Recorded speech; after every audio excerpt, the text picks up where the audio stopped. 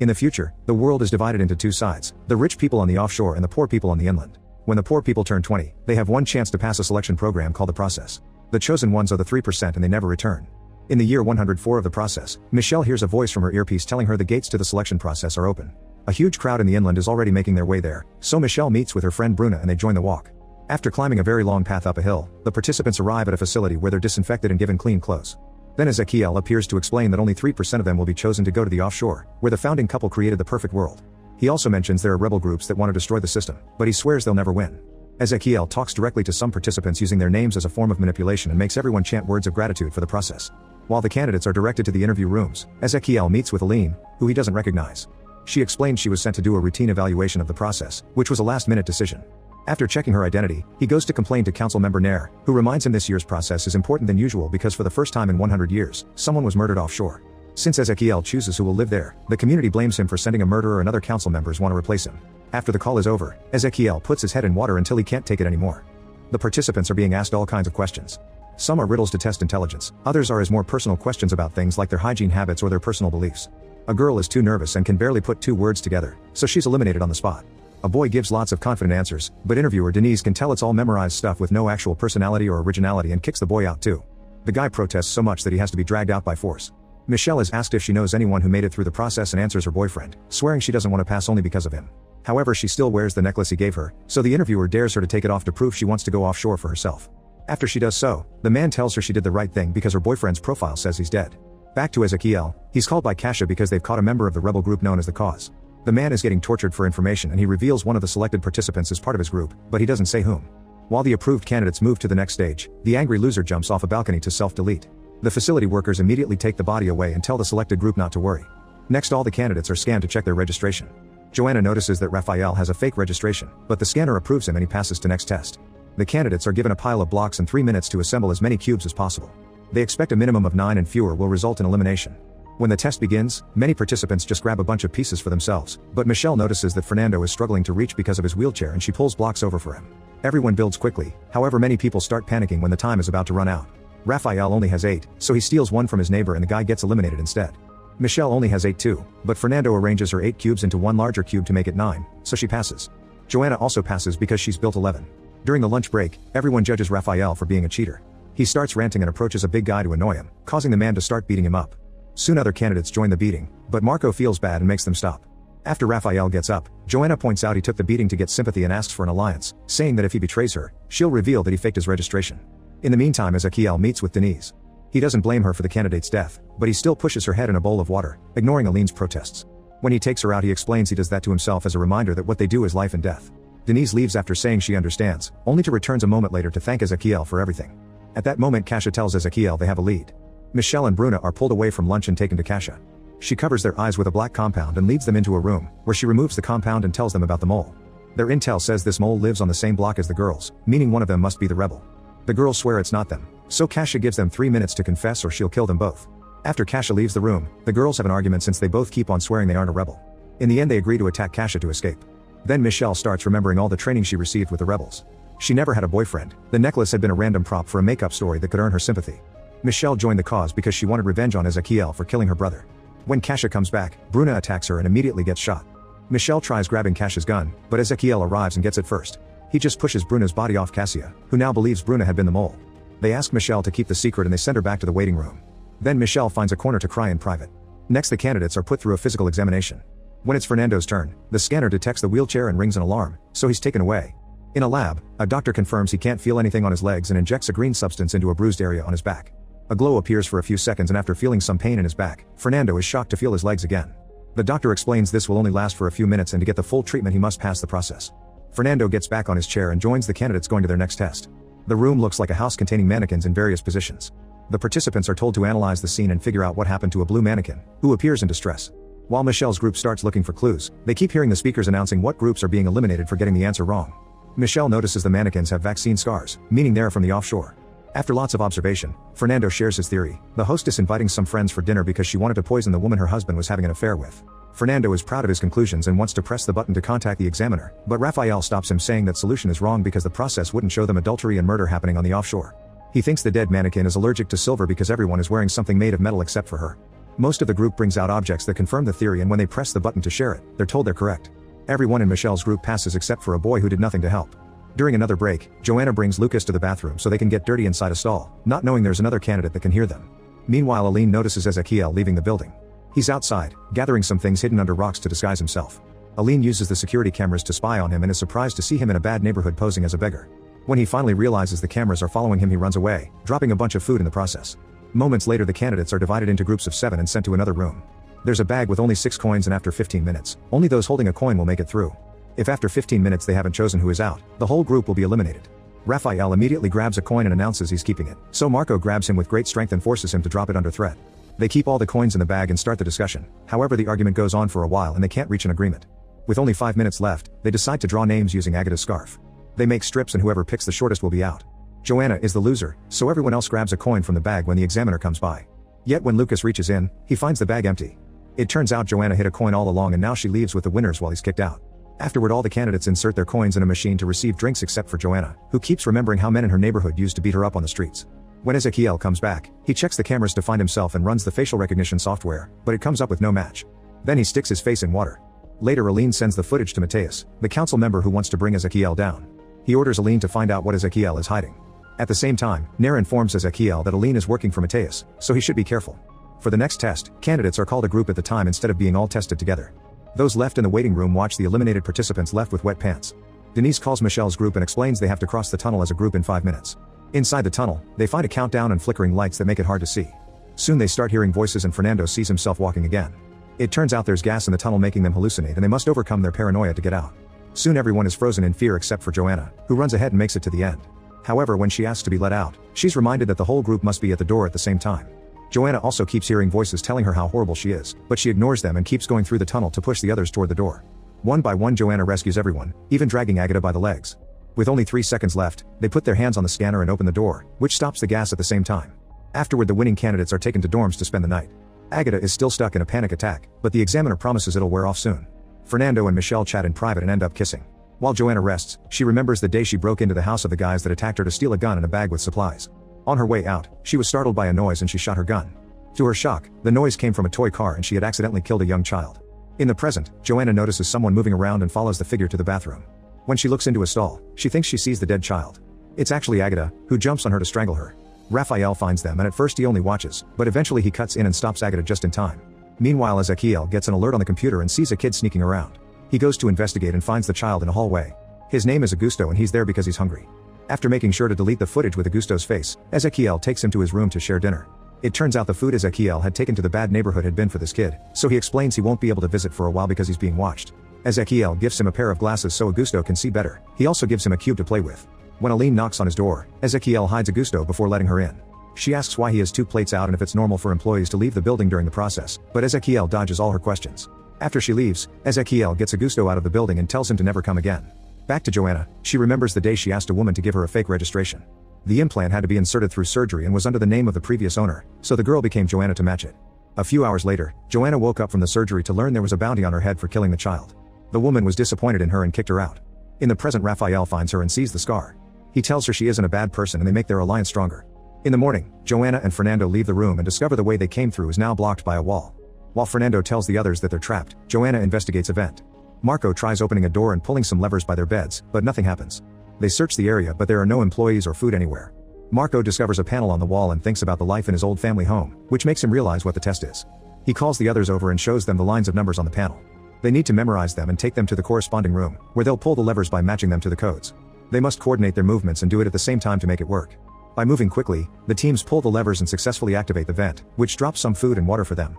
Unfortunately, the gate isn't open yet and the food is enough for only one person. They argue over who should get it and choose to go alphabetically to be fair, so Agata eats first. Meanwhile, Aline goes to Ezekiel's room and tries using his computer, which requires a fingerprint to access it. She picks a print off the cube puzzle and uses it on the computer, but she gets rejected. This sends an alert to Ezekiel. Aline continues to search the room until Kasia stops her and takes her away.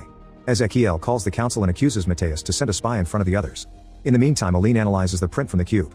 Back to the candidates. Every time they solve a series of numbers, the vent gives them more food and the panel resets with another quiz. The team keeps working together without issues and eventually everyone eats something, so nobody is disqualified. Ezekiel refuses to let everyone pass and decides to make a few changes. The candidates keep on working, but the next 10 times they solve the panel, no food is dropped and the group is getting exhausted. An argument ensues and they decide to go to bed for now, ignoring Marco's pleas to keep going. Agatha stays to keep staring at the panel, obsessing over the numbers. At that moment a bunch of food falls and the candidates run to get some as they push each other. Michelle raises her voice to stop them so they can divide the packets fairly. Marco realizes all this food means the test has changed and they need to find a way to get out. The strongest candidates break some beds and use the pieces to try to force the door open. After lots of effort, they manage to open it wide enough to put a metal bar to hold it. However, the bar is starting to bend and everyone worries about getting crushed, so Raphael crosses first. At the end of a corridor, he finds another door that is also locked, so he has to go back and drop the bad news. The working team has finished all their food because of the exhaustion, so Marco guides them to try to get food from the others. When a guy refuses, Marco gets so aggressive that he almost kills him, forcing him to hand over the food. Then Marco guides his group to steal the food from every room, sometimes making some candidates hide in tight spaces to keep order. A flashback shows he comes from a family who always won the process and moved to the offshore after letting a child behind to carry on the legacy. Marco also left a pregnant woman before joining and thinks he's some kind of elite. Fernando sees all this from afar and moves ahead to warn the other rooms. Joanna keeps searching the area and finds Agatha unconscious on the floor, so she takes her shoes. Putting them on her hands, Joanna begins to climb through the vent, only to find Ezequiel waiting at the end. While Michelle, Fernando, and a few others build a barricade, Ezequiel tells Joanna that they did pass the first half of the test, but the point is to teach them the world isn't fair so they'll show their true colors. The gang continues to go after the food and Marco hits a woman with a metal bar, which makes even his own group uncomfortable. Raphael realizes the girl is dead and calls Marco out, but when he tries to punch him the gang stops him. Now Raphael has no choice but to run, and eventually he reaches the barricade. At first the others don't want to let him in, but after he whispers something in Michelle's ears, she lets him pass. Meanwhile Ezequiel tells Joanna that the candidate started this and they must end it. He also offers some food, but if she eats it she'll be eliminated. He wants her to go back in, finish the test, and prove she deserves better. While Marco's gang breaks the first barricade, Joanna goes back and knocks out a guard with a metal bar. Then she brings out the people Marco had isolated and guides them on a counterattack. A huge fight ensues with the candidates punching and kicking each other all over the place, but Marco's gang still goes down first. Suddenly Joanna yells to make them stop and tells the people behind the other barricade to come out. An alarm starts ringing and both doors finally open, so the candidates rush to get out. An unconscious Agatha, the dead girl, and Marco's gang are left behind. Marco is heavily bleeding and can barely move, but he makes an effort and crawls to the door, which is now closing. He isn't fast enough and the door crushes him. As the group makes their way out of the building, Raphael thinks about the last night with his brother. It turns out Raphael had already tried the process and failed. This year was his brother's turn, so Raphael put him to sleep with alcohol and stole his implant, taking his name as well. Then he told the rebels that he found a way to join the process again. On a garden, the participants meet Ezequiel, who says only 9% of candidates get that far. When Ezequiel goes back to the facility he's confronted by Aline, who shows him a picture of Augusto she obtained by analyzing the fingerprint. She hasn't reported anything to the council yet and offers two options. If she talks, he would be confined to the recovery and treatment center until he dies. But she will keep the secret if he finishes the year and resigns by naming her his successor. A flashback reveals Ezequiel used to be married to an examiner named Julia. Whenever Ezequiel was too stressed, Julia would gently massage his head in the water. One day during the process, Julia eliminated a candidate because she had a kid, but she didn't tell this to the other team members when they were confused by her choice. Ezequiel and Julia lived happily for another year, and when the next process started, Ezequiel asked Julia to be assistant to the leader of the process. When the rebels started a riot in the poor neighborhood, the officers shot a man by accident. Ezequiel, Julia, and Kasia watched it all on the cameras, noticing a kid looking at the officers from afar. After Ezequiel and Kasia left, Julia took a better look at the child and had a breakdown when she noticed it was Augusto. Later Julia was sent to deal with a candidate that kept complaining because she was unfairly eliminated, and the girl told Julia it was easy for her because she had everything. This made Julia snap and assault the candidate, kicking her until another employee stopped her. Afterward Ezequiel told her that working in the process may not be for her so she should return to the offshore, making her think he wanted to get rid of her. Julia insisted she wanted to stay and there was nothing wrong with her. However, when she was alone she kept looking at Augusto's screenshot. The following year while Ezequiel was busy with the next process, Julia kept using the computer to try to find Augusto's address. This started to affect her sleep cycle and Ezequiel became suspicious. One night Ezequiel checked the computer and discovered Julia had watched the same video 127 times. The next morning Ezequiel told Julia what he discovered and begged her to talk or he would have to send her to the recovery center. After he promised to keep the secret, Julia confessed that Augusto was her son and she felt guilty because she abandoned him to enter the process. She wanted to see him again, but Ezequiel said it wasn't possible and she had to wait for the kid to pass the process too. A few days later Julia watched the video again and finally managed to find Augusto's address, so she decided to leave the facility. Ezequiel noticed and ordered the guards to close the gate, but Julia rolled under it just in time. A desperate Ezequiel went after her, quickly catching her and carrying her back. Then he sent her to the recovery center on the offshore. That night Julia took out the printed screenshot of Augusto and finally gave up. She went to the beach and walked into the water to self-delete. The next day Nair informed Ezequiel of Julia's death, saying it was the first self-deletion in offshore history. This caused Ezequiel to start putting his head in water. Later while looking through Julia's stuff, Ezequiel found Augusto's picture, so he dressed as a beggar and went to find him. In an old building, he lured Augusto out with food and showed him Julia's ring, saying it had all his mother's memories. He could only have it when he got to the offshore. In the present, Ezequiel learns from Nair that Aline filed her report with only praise for him. Meanwhile Michelle talks to Raphael in private because he knows she's with the rebels, that's what he whispered to her. He explains he's with the cause too and saw a picture of her at headquarters. They agree to keep each other's secret. Then the candidates are given individual rooms, where they find images of themselves with their families. When the images on the screen disappear, the families show up to visit the participants. Fernando's father confesses that the families are brought under a bribe. They'll get paid if they convince the candidates to leave. Fernando is considering giving up after seeing so much violence and death, but his father wants him to stay. An argument ensues and in the end the father tells Fernando that if he gives up, he won't have a home to return to because he won't take care of him anymore. Fernando has no choice but choosing to stay. Joanna is an orphan, yet she gets a visitor that knocks her out from behind. When she wakes up, she learns the man came to find her to get the bounty on her head, but now he's pretending to be her dad to get the money. If she doesn't cooperate, he'll kill her for the bounty. Joanna says she'll play along, but when the man unties her, she punches him and tries to leave. However, the door is locked and the guy catches up to her, bringing her down to start strangling her. When Joanna tells him to do it because she wants to go to the offshore, the man lets go and explains he was sent by Ezekiel to test her. They had to make sure she didn't join the process only to escape from the bounty hunters, and she's passed the test.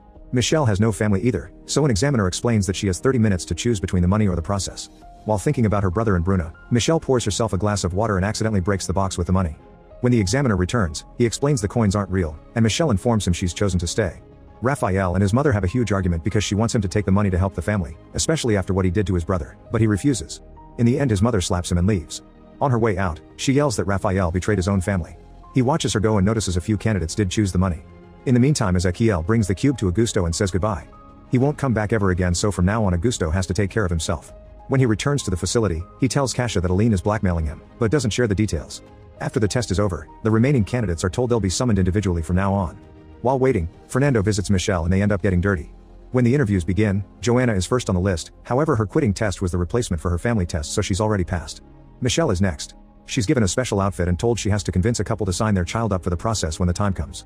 However, when she enters the room, Michelle finds Bruna's parents and Cassie tells her through the earpiece that she must tell them about Bruna's death. After some hesitation, Michelle tells the parents that Bruna died in an accident, causing them to cry.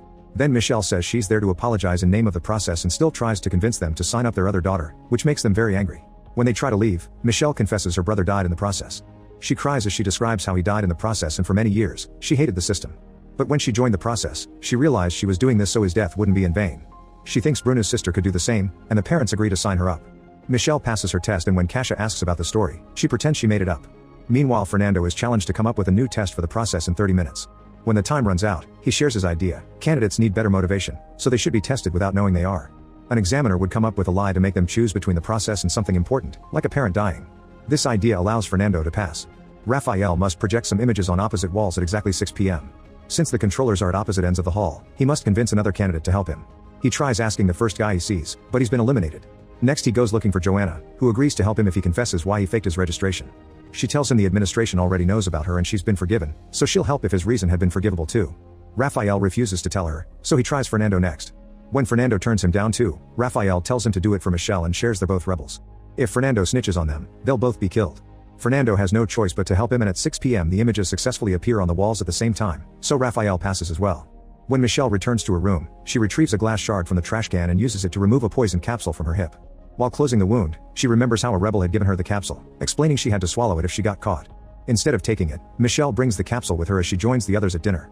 She approaches Ezekiel and thanks him for the process with a hug, which gives her the chance to put the poison in his drink. Before Ezekiel can take a sip, he's approached by the examiners to have a chat and the glasses mix. When they finally drink, an examiner ends up poisoned instead and he collapses on the ground. He's immediately taken to the doctors, but they can't do anything and he dies. The doctors run some tests and confirm the poison in the guy's blood, so Ezekiel begins reviewing the security footage.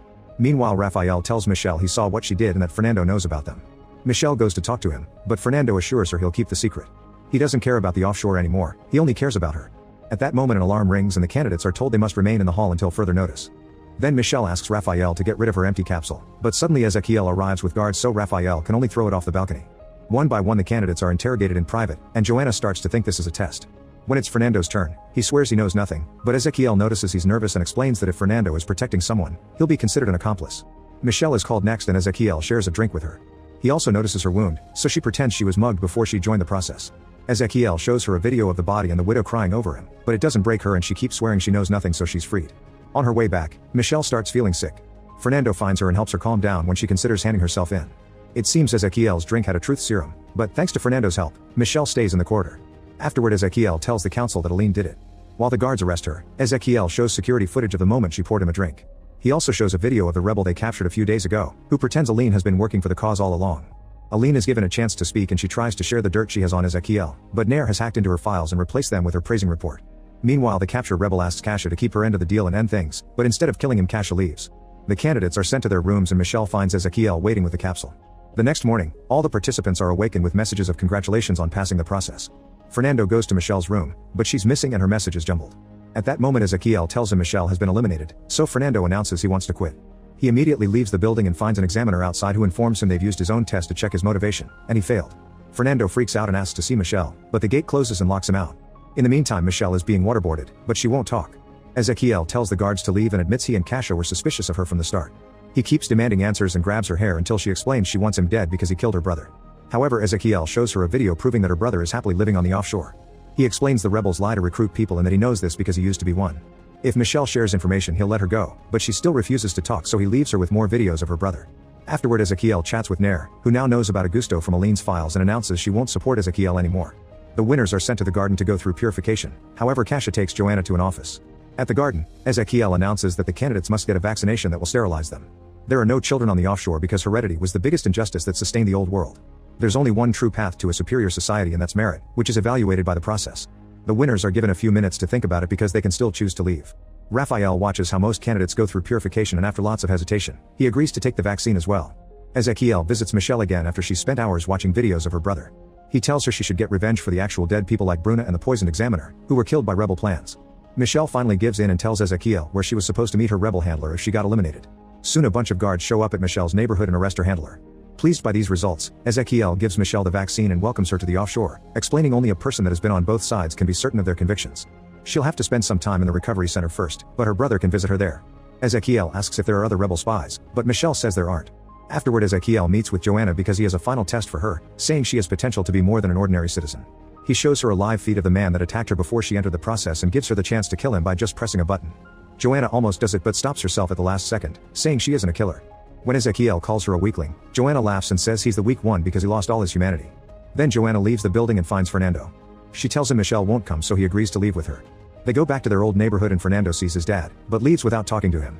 At the facility, Ezekiel keeps thinking about all the deaths and throws a bottle at the water bowl before letting the wine fall on his head. Michelle joins the other winners and soon they arrive at the offshore. Make sure to subscribe and turn on notifications so you can watch more videos like this. Thanks for watching.